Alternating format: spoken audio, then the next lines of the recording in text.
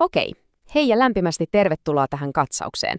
Tänään meillä on todella mielenkiintoinen ja käytännöllinen tavoite. Napataan tehokkaasti haltuun 19 suomen kielen aivan keskeisintä verbiä. Jotta nämä ei olisi vain irtonaisia sanoja listalla, me ollaan jaettu ne 3 loogiseen teemaan.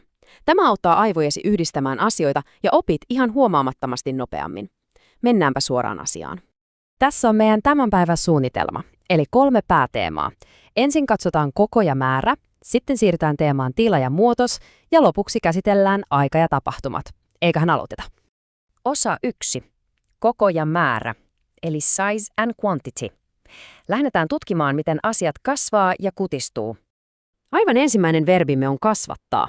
Voit samalla vilkaista noita englanninkielisiä käännöksiä, niin saat heti kiinni siitä, miten tätä sanaa käytetään arjessa.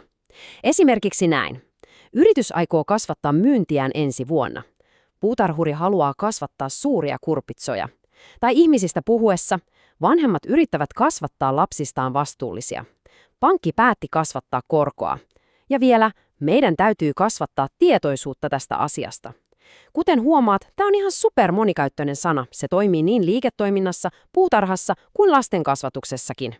Okei, no jos jotain voi kasvattaa, niin totta kai meidän pitää siirtyä heti sen suoraan vastakohtaan, eli verbin pienentää. Kuuntelehan näitä. Hallitus yrittää pienentää valtion alijäämää. Voin pienentää tämän kuvan kokoa. Lääkäri käski pienentää annosta. Yritys haluaa pienentää hiilijalanjälkeensä. Ja ehkä se kaikkein tutuin tilanne meille kaikille. Voitteko pienentää musiikin ääntä? Tässä on siis ihan sama juttu kuin edellisessä, eli pienentää taipuu todella moneen eri tilanteeseen. Jatketaan tilan ja koon parissa verbillä laajentaa. Yritys aikoo laajentaa toimintaansa ulkomaille. Kirjasto päätti laajentaa aukioloaikojaan. Meidän täytyy laajentaa sanavarastoamme. Kaupunki aikoo laajentaa tietä. Hän haluaa laajentaa tietämystään historiasta. Tämä havainnollistaa minusta aika hauskasti sen, että laajentaa toimii sekä ihan oikeissa fyysisissä paikoissa, kuten vaikka tietyömaalla, että tällaisissa abstrakteissa asioissa. Aivan kuten me tehdään juuri nyt laajentaessamme meidän omaa sanavarastoamme. Nyt hei, kiinnitäpä hetki huomiota, koska tässä tapahtuu pieni, mutta supertärkeä kielioppillinen juju. Verbimme muuttuu muotoon laajentua. Tässä se itse tekeminen kohdistuukin suoraan subjektiin itsensä, eli erillistä tekijää ei välttämättä ole. Katso vaikka, universumi jatkaa laajenemistaan. Kaupunki on laajentunut nopeasti viime vuosina. Metallit voivat laajentua kuumuudessa. Yrityksen markkina-alue tulee laajentumaan. EUn odotetaan laajentuman tulevaisuudessa. Aika hienoa, eikä?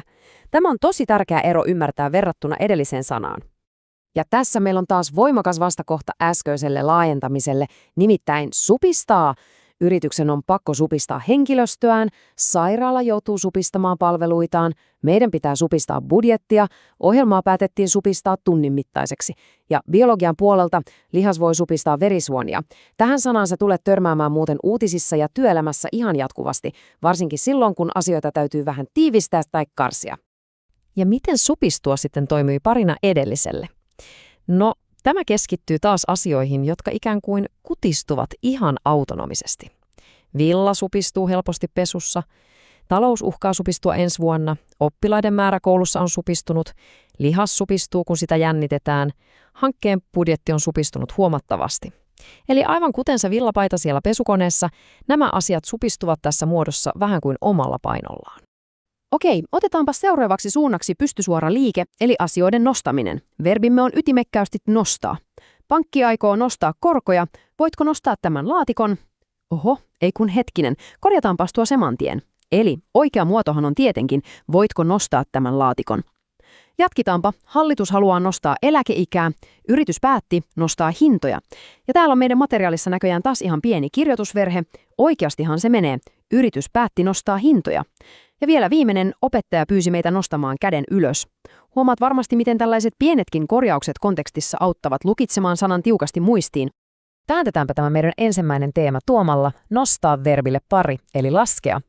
Kauppa aikoo laskea tuotteidensa hintoja. Lämpötila alkoi laskea illalla. Voitko laskea ikkunaa hieman? Opettaja auttoi meitä laskemaan vaikean tehtävän. Polttoaineen hinta on laskenut hieman. Ja hei, valtavat onnittelut! Sä olet juuri kahlannut läpi koko tämän katsauksen ensimmäisen ison sanastokokonaisuuden. Laske on muuten aivan mahtava sana oppia, koska se tosiaan kattaa sekä asioiden fyysisen alentamisen että myöskin ihan sen puhtaan matematiikan laskemisen. Otetaan pieni hengähdystauko ja hypätään osaan 2. Tila ja muutos. State and change. Miten asiat muuttaa muotoaan tai toisaalta pysyy täysin ennallaan. Aivan ensimmäisenä katsotaan verbiä vaihtua. Sää voi vaihtua nopeasti vuoristossa. Vuoden aika vaihtunut syksyksi. Liikennevalo vaihtui vihreäksi. Hallitus on vaihtunut vaalien jälkeen. Junan raide voi vielä vaihtua. Mun mielestä tämä on aivan loistava verbi silloin, kun halutaan kuvailla tilanteita, joissa jokin olotila tai asia ikään kuin korvaa toisen. Olipa kyse sitten siitä liikennevalojen väristä, vuodenajoista tai jopa hallituksen kokoonpanosta. Verrataanpa tätä sitten suoraan äskeiseen eli verbiin muuttua. Tämä kuvaa sellaista hieman syvällisempää perustavanlaatuista muutosta. Ilmasto on alkanut muuttua. Vesi voi muuttua jääksi pakkasella. Hänen mielipiteensä ehti muuttua. Maailma muuttuu koko ajan digitaalisemmaksi. Ja sitten mun suosikki. Pieni toukka muuttuu perhoseksi. Se ydinajatus on juuri tuossa toukka-esimerkissä. Kyseessä ei ole vain vaihtuminen toiseen samanlaiseen, vaan kokonainen muodonmuutos jostain täysin toiseksi. Mutta entäs silloin, kun asiat eivät muutukaan? Siirrytään tällaiseen aika lohdullisenkin käsitteeseen, nimittäin säilymiseen. Verbinä meillä on säilyä. Toivon, että tilanne voisi säilyä rauhallisena. Maito säilyy jääkaapissa pitkään. Vanha rakennus on säilynyt hyvin tähän päivään asti. Muisto hänestä säilyy sydämessäni. Ruoka säilyy tuoreena pakastimessa. Elämässä on paljon muutoksia, mutta on tosi tärkeää osata kertoa myös siitä, mikä ihan oikeasti pysyy hyvänä ja muuttumattomana. Laitetaan tämä toinen osio pakettiin katsomalla aktiivista, tahallista muotoa äskeisestä eli säilyttää. On tärkeää säilyttää luonnon monimuotoisuus. Missä haluat säilyttää nämä asiakirjat? Pakastin auttaa säilyttämään marjat talven yli. Yritän säilyttää rauhani vaikeassa tilanteessa. Museo pyrkii säilyttämään vanhoja esineitä. Hienosti jaksettu tähän asti. Pidättää sama energia yllä, kun me valmistaudutaan katsauksen viimeiseen ja ehdottomasti vauhdikkaimpaan osioon. Eli osa 3. Aika ja tapahtumat. Nyt luvassa on arkipäivän aivan välttämättömimpiä, dynaamisia teonsanoja. Käynnistetään meidän aikajana verbille jatkua. Sade tulee jatkumaan koko päivän. Kurssi jatkuu ensi viikolla. Elämä jatkuu vastoinkäymisistä huolimatta. Työ jatkuu tauon jälkeen. Kuiva kausi on jatkunut jo viikkoja. Näiden lauseiden avulla sun on todella helppo saada kiinni sellaisesta keskeytymättömän toiminnan ajatuksesta. Ja niinhän se on, elämä todellakin jatkuu. Laitetaan tälle jatkumiselle saman tien vastapaino. Asioilla on aina päätepisteensä. Verbimme on loppua, maito on loppunut jääkaapista, loma loppuu valitettavasti liian nopeasti, akku on loppumaisillaan puhelimesta, aika loppuu kesken, konsertti loppui keskiyöllä. Varsinkin tuossa, kun sanotaan, että aika loppuu kesken tai akku on loppumaisillaan, sä voit melkein tuntea sen kiireen ja lopullisuuden, jonka tämä verbi lataa heti tilanteeseen. Pidetäänpä virettä yllä ja otetaan käyttöön alkaa. Tämä on kielen oppijoille aivan uskomattoman yleinen, suorastaan pakollinen verbi. Kurssi alkaa ensi maanantaina. Elokuva alkaa kello 8. Lapsi alkoi itkeä. Syksy alkaa syyskuussa. Kokous alkaa pian. Ihan jokainen uusi päivä ja jokainen uusi tapahtuma vaatii oikeastaan tämän sanan ymmärtämistä. Sitten päättyä. Tämä on ikään kuin hieman muodollisempi tai kenties vähän hienostuneempi vastakohta tuolle äskeiselle alkamiselle. Katsotaanpa esimerkkejä. Ottelu päättyy tasapeliin.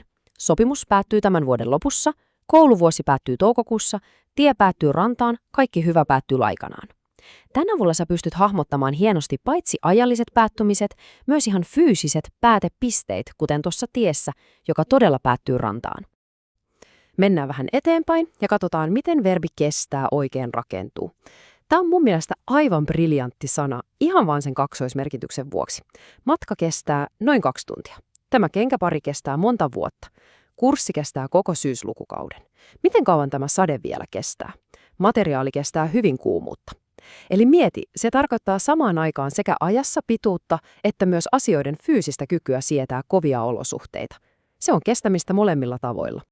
Tässä meillä on todella peruslaatuinen iso tapahtumaverbi. Tapahtua. Mitä täällä on tapahtunut?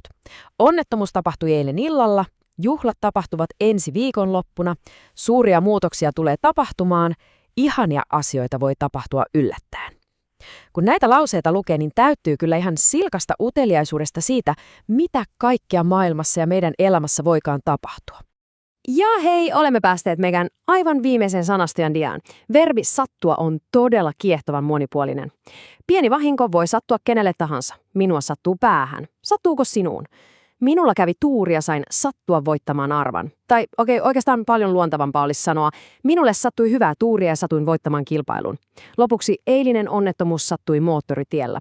Tämä verbi on uskomaton juuri siinä, miten se yhdistää sattumalta tapahtumisen ihan siihen, että fyysisesti sattuu tai tekee kipeää. Aivan mahtava verbi ottaa haltuun. No niin, me olemme nyt yhdessä käyneet läpi 19 äärimmäisen hyödyllistä suomen kielen verbiä. Toivottavasti nämä asettuu nyt selkeästi sun mieleen näiden 3 teeman kautta. Tästä on todella erinomaista jatkaa itsenäistä harjoittelua. Ja haluankin päättää tämän katsauksen ihan todellisen maailman kysymykseen, johon sä voit pohtia vastausta vaikka heti tämän uuden sanaston avulla. Mitä sinun elämässäsi tapahtuu seuraavaksi? Suurkiitos kun olit mukana opiskelemassa ja nähdään taas pian uuden tiedon parissa.